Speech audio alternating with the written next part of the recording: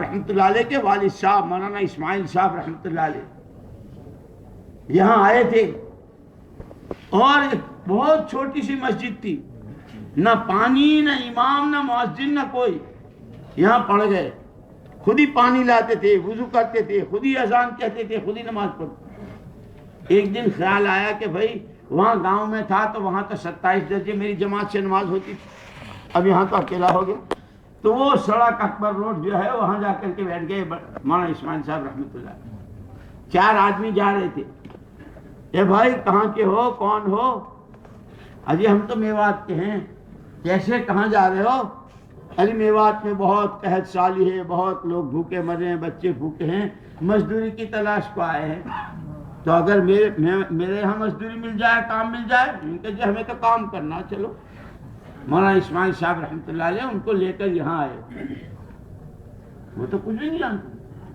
پانی مولانا اسماعیل صاحب رحمۃ اللہ علیہ نے بھرا، ان کو وضو کرائی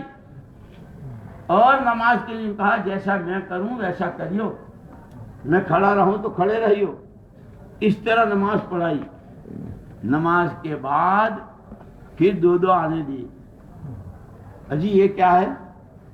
ہم نے ابھی تک کوئی کام تو آپ کا کیا نہیں۔ مولانا اسماعیل صاحب رحمۃ اللہ نے فرمایا کہ آج تم نے وہ کام کیا ہے کہ کئی دنوں سے میری نماز اکیلے کی نماز تھی، آج تمہاری برکت سے میری نماز جماعت کی 27 گنا ہو گئی۔ یہ عمومی گشت وہاں سے شروع ہوا ہے۔ اور پھر مولانا محمد الیاس صاحب رحمۃ اللہ علیہ جس طرح اپنا سارا گھر قرآنوں نے سنائی ہے، کس طرح آہیں بھرتے تھے اور کس طرح راتوں کو روتے تھے، اور جو کچھ اپنا تھا سارا کس طرح لگایا تھا کہ مولانا یوسف صاحب رحمۃ اللہ علیہ، مولانا انعام الحسن صاحب رحمۃ اللہ علیہ چھوٹے چھوٹے تھے، ان کو لائے تھے کانلے سے، لیکن ایسی بھوک کہ نہ گھر میں اماں جی کے پاس کچھ ہے، نہ باہر حضرت کے پاس کچھ۔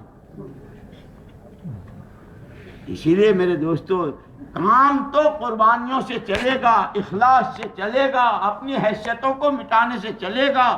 اور ہر ایک کی نظر آخرت۔ پھر ان کو جو اللہ کے خزانوں سے ملے گا وہ ایسا ملے گا۔ اسی لیے کہتے ہیں جو پائپ لائن ہوتا ہے نا، پائپ لائن آدھے کا نل بھی ہوتا ہے، 5 انچی ہوتا ہے، آدھے انچی ہوتا ہے، 1.5 انچی ہوتا ہے، اور وہ بڑے بڑے پائپ جس میں آدمی پورا کھڑا ہو جاتا ہے، ہوتا ہے نا گٹر وغیرہ جو بنتے ہیں، کہ دعوت، ایمان کی دعوت کا پائپ وہ ہے جو اللہ کی ذات سے بے پناہ فائدہ اٹھانے کے لیے، کہ اس دعوت سے زیادہ کوئی طاقتور عمل نہیں، کہ یہ وہ اتنا بڑا پائپ ہے جس میں آدمی سیدھا کھڑا ہو جائے، کہ اس راستے سے جب دعوت کے کام کو اپنا کام بناتا ہے اور اپنی اصلاح کی نیت ہو، اپنی تربیت ہو رہی ہو، اپنا اللہ کی ذات سے تعلق بڑھ رہا ہو، اپنی قبر کا فکر ہو کہ کتنوں کو میں نے دفن کیا، مجھے بھی تو دفن ہونا ہے، کتنوں کے جنازے اٹھائے، میرا بھی تو اٹھے گا، میرا کیا ہوگا۔ اسی لیے اللہ جزائے خیر دے، وہ جو فضائل میں اور فضائل صدقات میں جو واقعات ہیں کہ کیسا آدمی تھا، بہت عیش و تیش کا، لیکن اللہ کو ہدایت دینی تھی کہ خواب میں دکھا دیا۔ اللہ پاک کبھی کسی کو کسی مجمع میں پہنچا کر، کسی تعلیم میں بٹھا کر، کسی جماعت سے ملاقات کرا کر، جس کو ہدایت دینی ہوتی ہے اسباب اللہ بناتے۔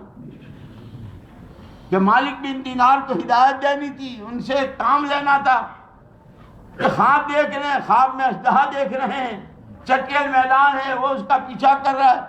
پڑھا ہوگا آپ لوگوں نے، میں اس کی تفصیل میں نہیں جاتا، کہ اس راستے سے اللہ ہدایت دے رہے ہیں۔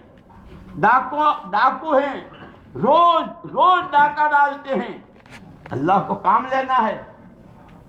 کہ برابر میں ایک آدمی تہجد کے لیے اٹھا ہوا ہے برابر کے مکان میں، اور یہ رسی سے چل رہے ہیں ڈاکہ ڈالنے کے لیے آدھی رات، اور ان کے کان میں آیت پڑھ رہی ہے الم یأن للذین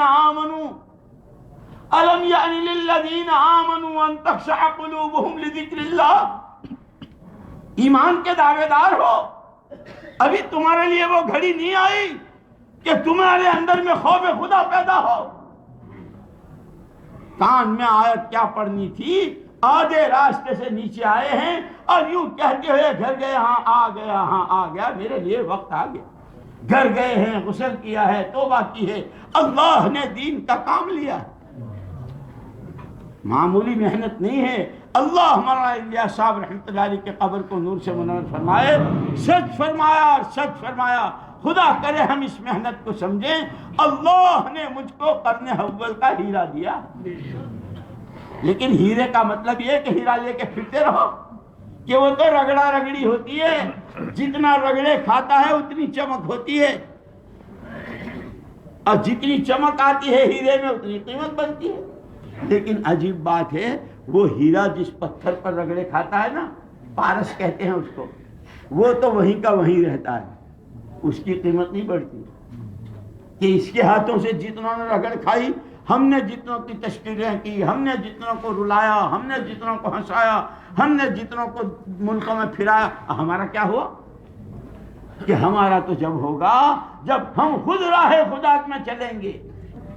جب خود ہم گشتیں کریں گے، ہم تعلیمیں کریں گے، ہم اللہ کا نام لیں گے،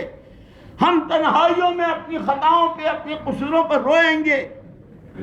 کہ پھر ورنہ کہ خالی باتیں بنانے سے، مذاکرے کر لینے سے آتی ہے جماعت کارگزاری، سنتے ہیں کیا ہوا بھائی، ہم نے ان کو جمع کیا، ان سے مذاکرے کیے، ہم نے ان سے، ارے